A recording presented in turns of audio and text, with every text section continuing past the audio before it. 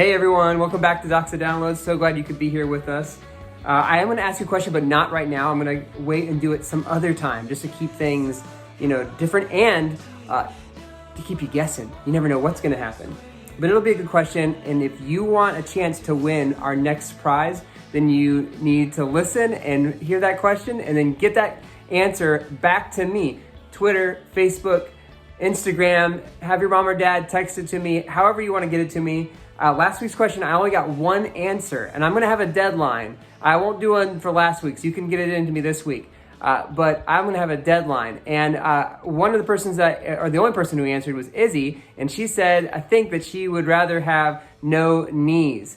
Crazy. You'd be walking around without being able to bend your knees. When you sat down, your legs would just be straight out in front of you. Wild. Very good answer, though. I really appreciate it.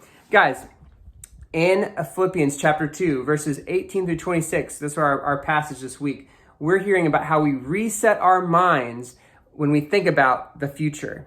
Now, that's a hard thing to do because there's a lot to plan for in the future. We think about our job, we think about our school, we think about who we're going to marry. There's all kinds of really important things that we think about in our future. But we need to change the way we think about our future, and we need to guard our minds, because if we aren't guarding our minds, then we can fall into some really bad situations with how we see our future. And God's got a plan for our future, and so we need to change our mindset, reset our minds, so that we're seeing the future the way God would want us to see it. And this makes me think that there's a way, we have an expectation about what our future should be like, but we need to have a check where we're not just thinking about what we expect, but there's an actual reality. And there's this, a lot of memes and a lot of funny, videos that have to do with expectations versus reality. And when we're thinking about our future, those two can get messed up a lot. So I'm going to do a video. Let's see how well I can copy a dance, but without doing any prep work. Okay? Let's see what happens.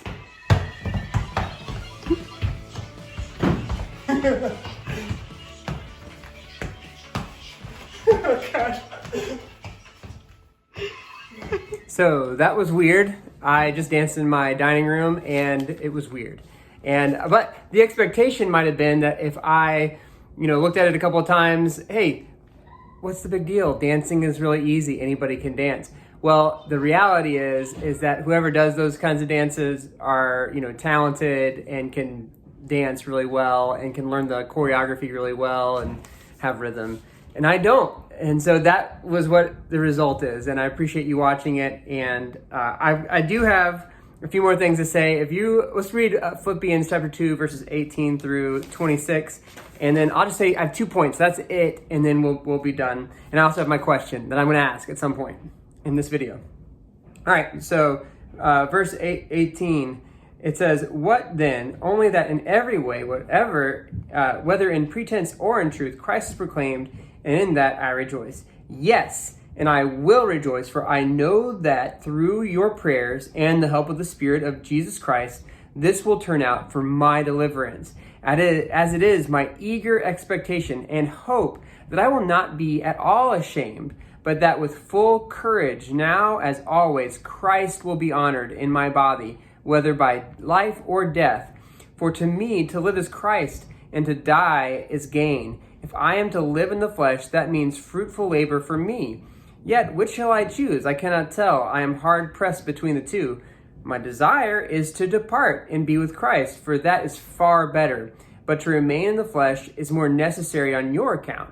Convinced of this, I know that I will remain and continue with you all for your progress and joy in the faith, so that in me you may have ample cause to glory in Christ Jesus because of my coming to you again.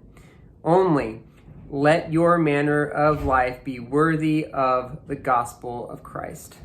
Guys, we are learning to reset our minds when it comes to our future. And there's two areas that Paul hits on. And it's the area of pain. He talks about in verse 19 about the pain that he's being delivered from, and also about what we plan to do in the future. Both those things do have a lot to do with our plans for the future. I make plans so that I'm not in a lot of pain. I look to the future thinking about what's going to be good and what's going to be bad. I look into the future and I make plans for what my future should look like and hopefully will look like. So those are the two areas that we're going to look at. And the first one is pain. Most of the time, we set our goals based on avoiding pain for the most part. But Paul has a slightly different area of this that he looks at. He says that he knows his deliverance from prison and from all the pain that he's dealing with right now is going to come through two things, through Christ and through the prayer of the people of God. And so Jesus is going to be our way out of this pain. And so it's not just avoiding pain, but it's living in pain and knowing that Christ is going to be there with us. And it's not just avoiding pain, but it's saying, I pray for the people in my life who are in pain, and I know that they pray for me when I'm in pain. And so knowing Jesus helps us to reset our mind when it comes to thinking about future pain. We're not paralyzed by fear of the future pain. We're not running scared or ashamed even, but we face it courageously, just like Paul says he does, because of Jesus in our lives and because of the believers in our lives. Sometimes we're in such dark places that we can't see the good future ahead of us that God has planned. But you know what is so cool? We have all these believers around us who can see the good that's in our future. And so it's great to be around a group of believers who, when we're going through a painful time, they're there, they can see through the darkness that we can't see through. And so I think that's what he's talking about. And their prayers and their perspective of Jesus lifts us up. And then it's not just being able to have a resetted mind on pain, but it's also having a reset of our mind when it comes to our plans. See, Paul had a plan, but prison wasn't necessarily part of it. But the future held two possibilities for him to plan around. One of him dying and one of him living. And if he died, his desire was honestly just to die and be with the Lord, be with Jesus. He said, that's far better. And I get it. From Paul's perspective, and mine as well, that's paradise. That's being with the Lord. Yeah, sure, that's a great and far better place than where we are right now, especially if it's a painful place we're in right now. But Paul says, no, I can't live on just, I want to do what feels the best. But there's a greater pleasure, a greater desire that he had. And that greater desire was to serve the church and to serve Jesus. And what brought Jesus the greatest amount of glory, and that would be to serve the church. And to be a light to the world, sharing the gospel to the rest of the world. So he says, even though I'd love to be with Jesus in heaven, there's a greater desire I have, and it's to serve you, to serve the church, and to serve Jesus.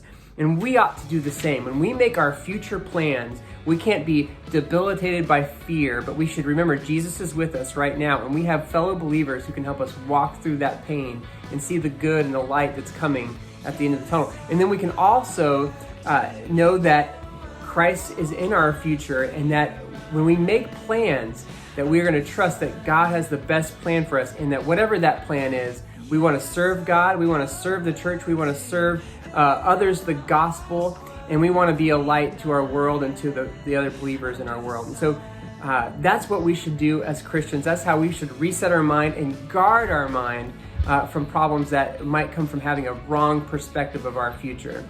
Thanks for watching Doxa. Our question for this week, I did it right at the very end. Our question is, what would you like to do? What would you see yourself doing when you get out of college? Now, you might not be thinking about college. Maybe you don't think you're going to go to college. So if that's you, what are you going to do in your early 20s? But if you're going to go to college, what does after college look like for you? That's my question. Email me, text me, send it through Facebook, Instagram, Twitter, whatever. Get your parents to do it and let me know that it's from you. But I look forward to hearing your questions. Guys, we're meeting again in October. Look forward to those dates. Look forward to being with you guys, and have a blessed week. Thank you so much. God bless. Bye.